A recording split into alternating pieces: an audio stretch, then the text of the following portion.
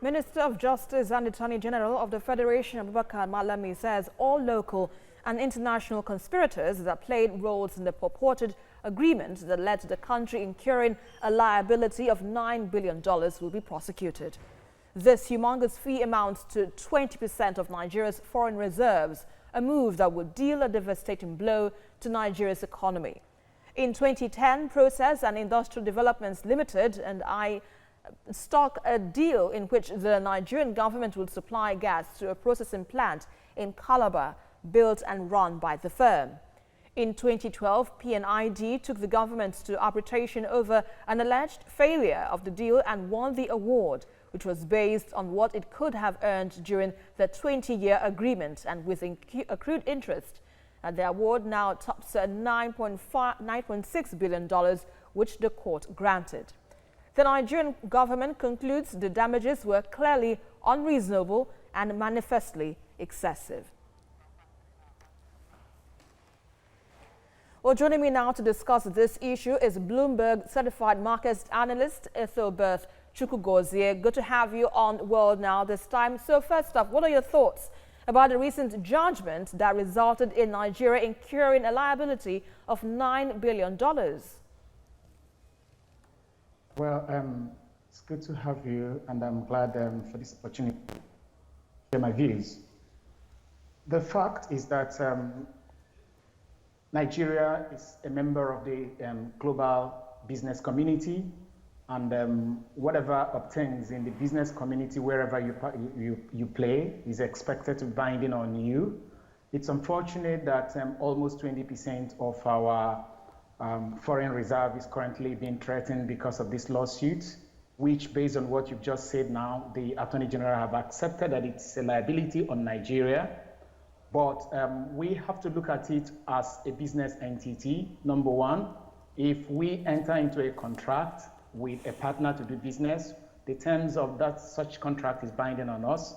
Unfortunately, the current government is not the government that started it, but governance, as we know, is a continuum, and so it's binding on the current government to ensure that, one, even though it's a very big challenge and a hole in our pocket, something that is going to drastically impact our currency, Naira, given that we are still highly dependent on importation and other kind of international businesses. But we need to see how we manage the situation so that it will not bring about more damages going forward. And to that, I mean, integrity is important in every business. The international business community is looking at Nigeria and how we are going to respond. From what you say, the Attorney General is talking about going after the people who brought us into this mess. But I think it would be nice for us to partition the whole situation and segment them and deal with them as it will benefit Nigeria going forward.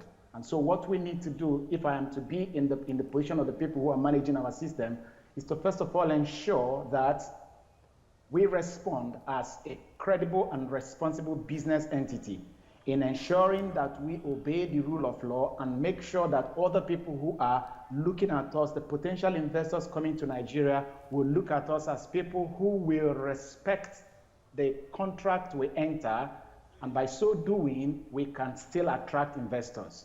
Now, all right, Ethelbert, sorry for that, but in as much as the government is trying its best to handle this matter so it doesn't get so deeper in terms of affecting the economy, what are the likely consequences and implications?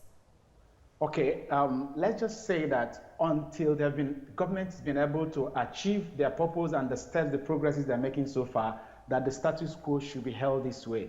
The likely consequences, number one, is that if our foreign reserve is depleted by 20%, not because we use the money to do business or any other form of things, but paying debt that we have incurred for a business that did not perform, for a contract that we defaulted, that is drastic. Our Naira is going to depreciate the more.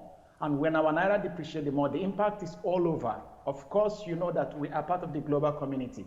If Naira depreciates, by 2015, you do know that a dollar was something in the bracket of about 150 to 180. It hasn't exceeded 200. But currently, we are in what we call the new normal. The new normal now is that a dollar is 360. And what does that tell you? The salaries are not increasing in Nigeria. the cost of things are still the same thing, yet the same person that had, say, 200,000 naira as salary in 2015 is having to spend 360,000 naira now for what he could have bought for 200,000 naira. And the salary is not increasing. Now look at how it cuts across Nigeria, and you see that it's already going to begin to have a drastic impact on our economy. All right, now that's a really dicey one there. Well, thanks a lot, Ethel Chukwugozie, for your insights on World Now this time.